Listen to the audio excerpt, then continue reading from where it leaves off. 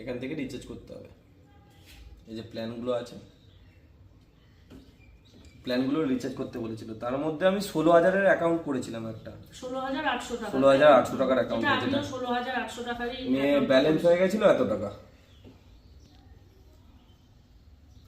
আর সত্যি কথা বলতে কি, যখন আমরা এটা করেছিলাম যখন আমরা এটা করেছিলাম তখন আমরাও যদি বলেন কিভাবে জানতে পেরেছি, তো ফ্রেন্ডসদের মাধ্যমেই জানতে পেরেছি। ফ্রেন্ডসরাও তখন আর্ন করেছে সেটা দেখেছি। আর সেই মুহূর্তে সেইটা এমন একটা ফাঁদে পেতেছিল, মানে আমার কিছু টাকা তাদের কাছে ডিপোজিট করলাম আর সেইটা ধরুন আমাদের একটা ইন্টারেস্ট দিল। তো সেই ইন্টারেস্টটা ডেলি বেসিসে এতটাই ছিল কি প্রত্যেকটা মানুষই সেই লোকটায় পড়েছে যে ডেলি শরীরে কাজ না করে যদি ঘরে বসে বসে খালি মোবাইলের মাধ্যমে ওইটা অ্যামাউন্টটা ইনকাম করা যায় তাহলে তো ভীষণই মজার ব্যাপার।